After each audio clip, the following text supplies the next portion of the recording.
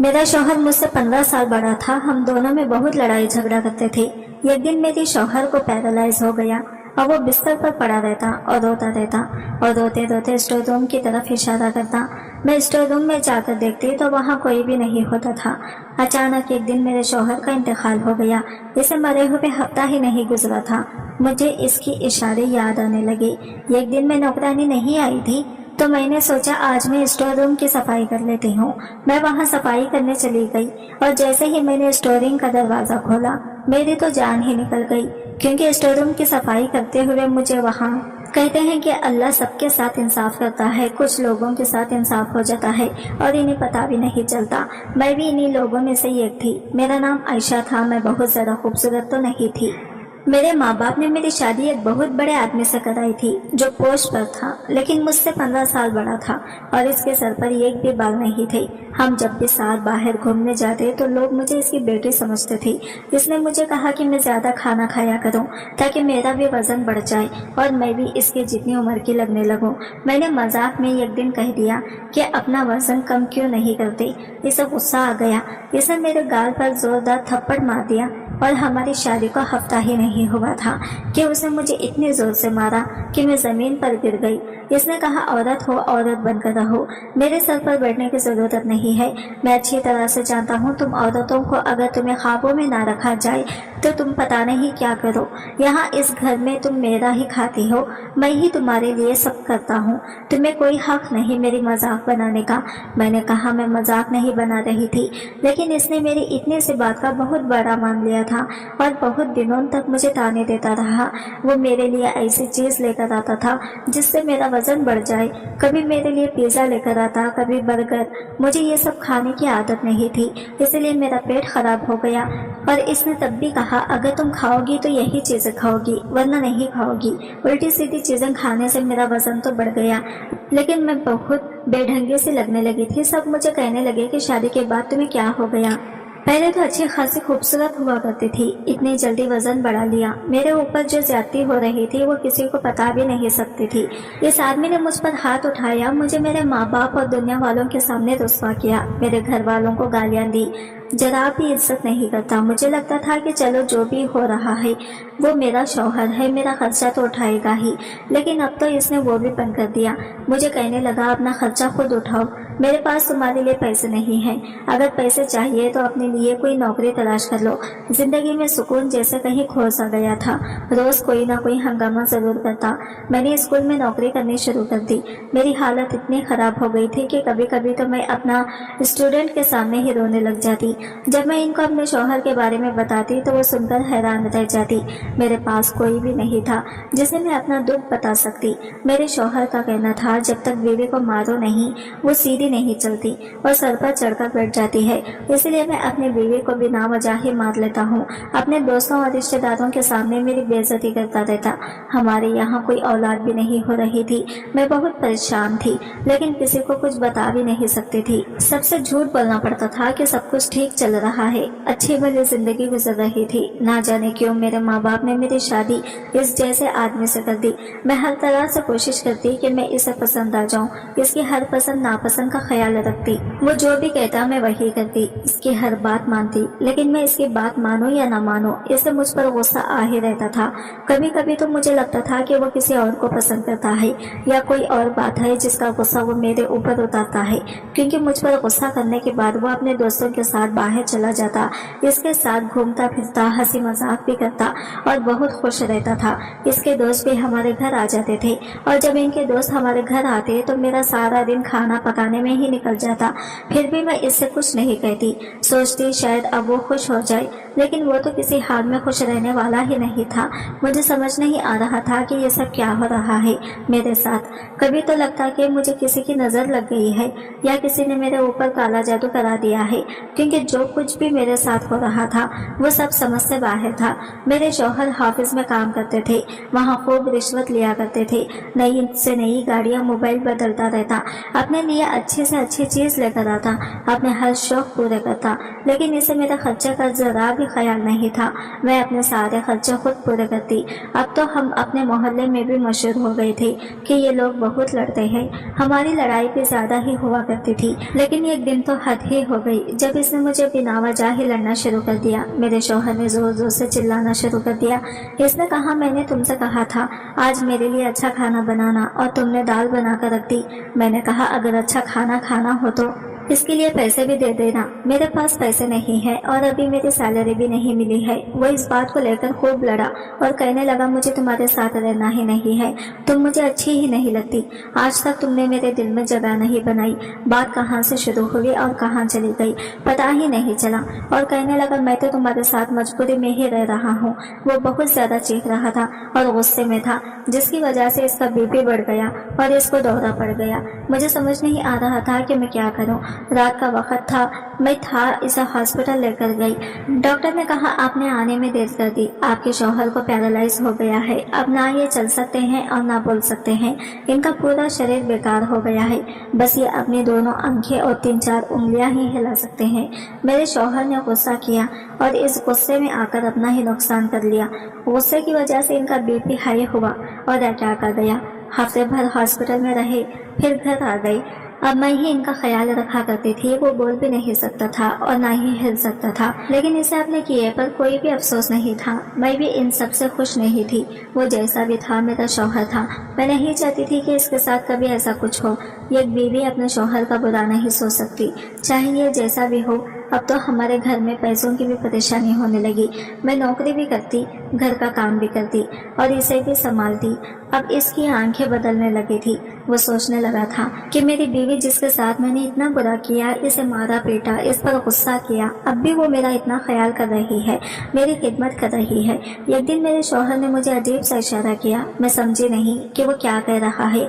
इसने अपनी उंगली से इशारा किया था। मुझे लगा कि वो कह रहा है इसे बाथरूम जाना है, मुझे भूख लगी है, लेकिन आज इसने तो जो इशारा किया था वो अलग था।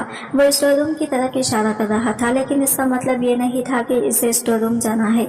मैंने इससे पूछा, क्या हुआ, आप स्टोर रूम की तरफ इशारा क्यों कर रहे हैं, क्या आपको स्टोर रूम जाना है? तो इसने मना कर दिया।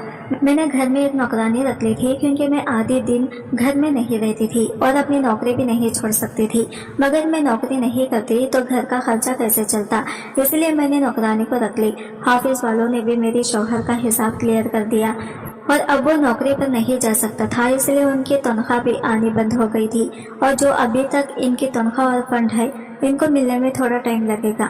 जब मैं इनको फ़ोन करती तो वो कोई और बहाना बना लेती। वो पैसे भी हमें नहीं मिल रहे और मेरे शौहर का काम ऐसा था, इसे बहुत लोग जानते थे और इससे डरते भी थे। इसके दस्तखत के बगैर फाइल पूरी नहीं होती थी, इसलिए इसे लाखों रुपयों की रिश्वत भी देते थे।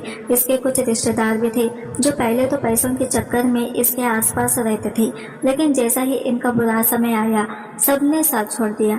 अब इसे एहसास हुआ कि मेरे बुरे समय में मेरी बीवी ही मेरे साथ है।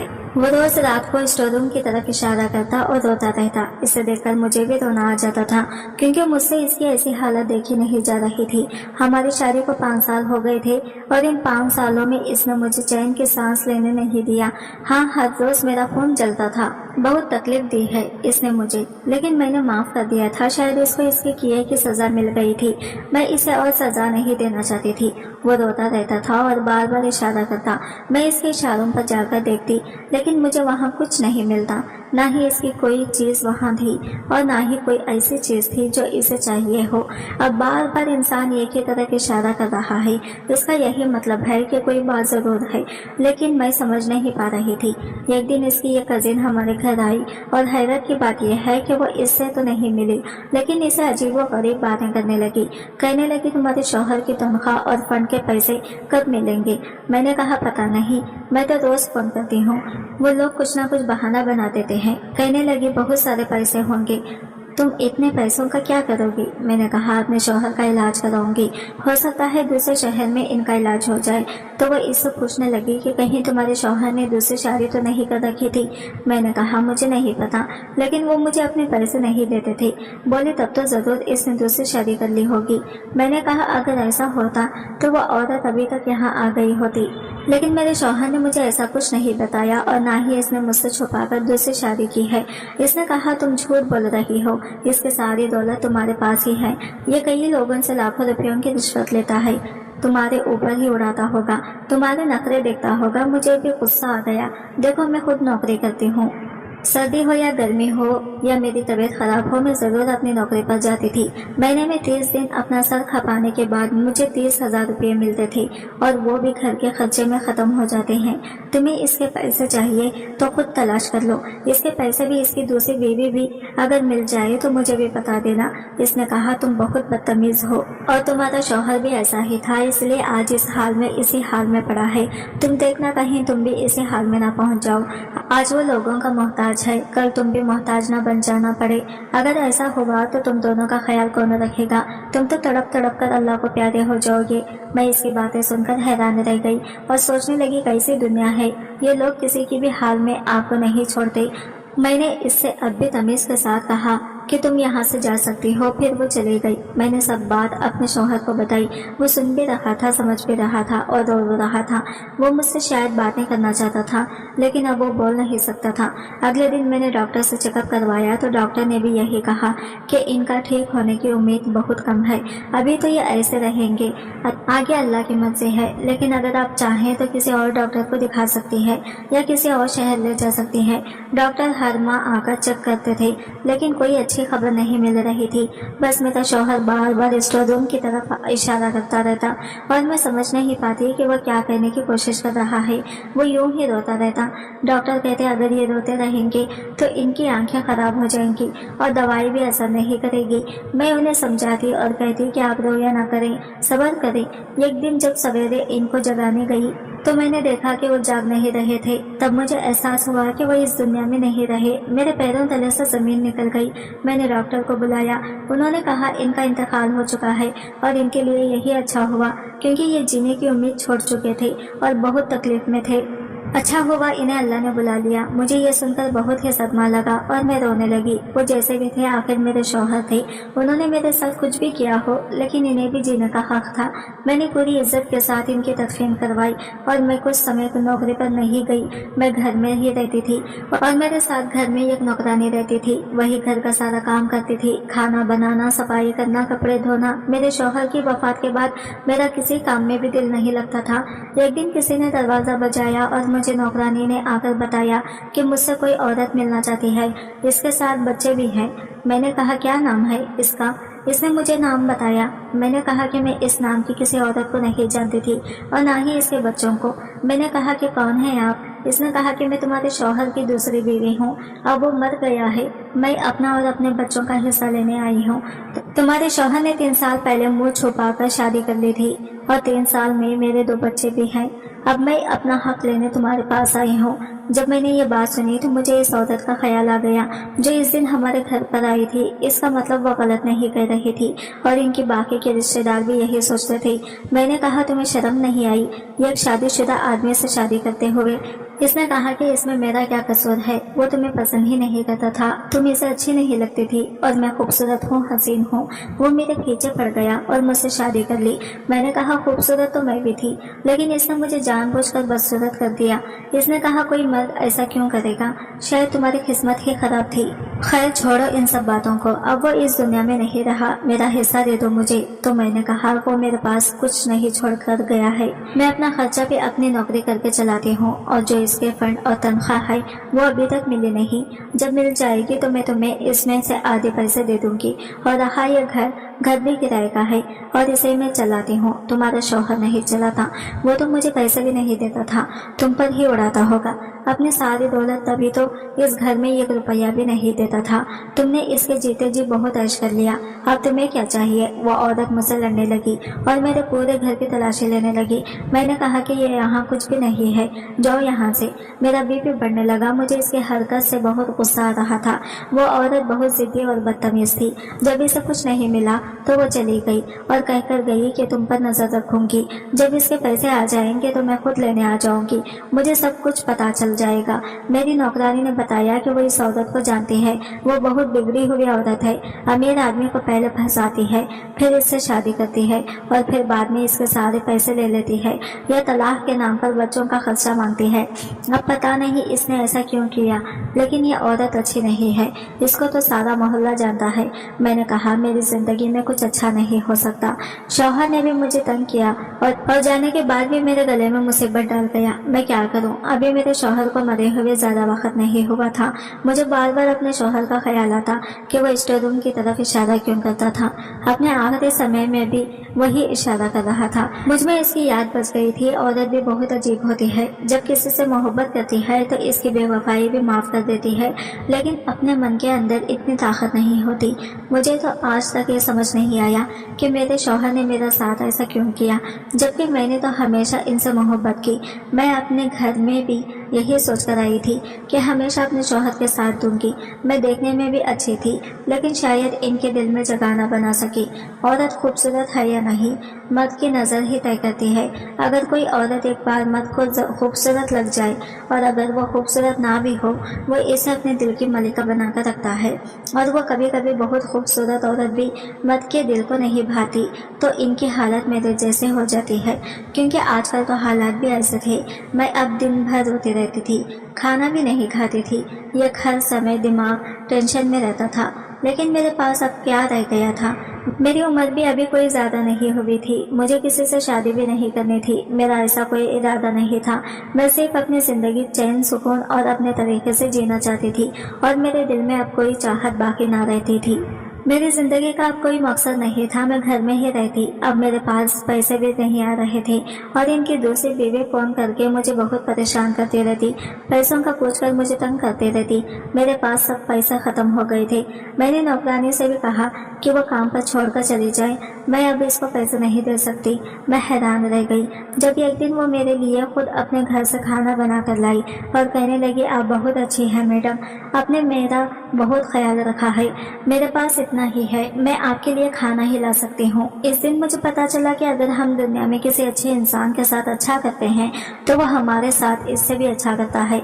इसके पास तो खुद कुछ नहीं था, वो गरीब थी, 4 बच्चे थे, इसके ऊपर बोझ नहीं बनना चाहती थी। मैंने इससे कहा, अगर मेरे हालात अच्छे हो गए तो मैं तुम्हें ही काम पर बुला लूंगी और तनख्वाह भी दे दूंगी। इधर इसके हाफिज वाले पैसे देने को तैयार नहीं थे, शायद वो पैसा खाना चाहते थे।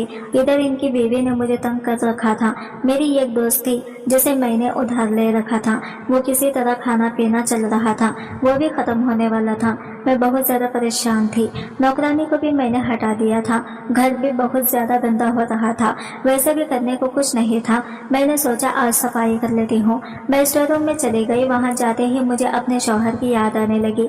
मैं सोचने लगी वो बार बार इधर इशारा क्यों करते थे कि अचानक मेरा पैर फिसल गया और मेरा हाथ दीवार पर लग गया, जिससे मेरी कलाई में चोट लग गई और वहाँ एक टाइल टूट गई। जब मैंने इसकी तरफ देखा तो मेरे पैरों तले से जमीन निकल गई। मुझे यकीन नहीं हुआ कि मेरी आंखें क्या देख रही है। इस दीवार के पीछे एक कमरा बना हुआ था और इसमें एक तिजोरी बनी हुई थी। जब मैं अंदर गई तो मेरे पैरों तले से जमीन निकल गई। इसके अंदर ढेर सारी दौलत, सोना चांदी और ना जाने क्या कुछ था। मैं समझ गई थी वो इसी तरफ इशारा किया करता था, लेकिन बता नहीं सकता था। जैसे ही मेरे शौहर ने बारे में मशहूर था कि वो बहुत ज्यादा रिश्वत लिया करता था, शायद ये सब इन्हीं के रिश्वत के पैसे से बना हुआ था।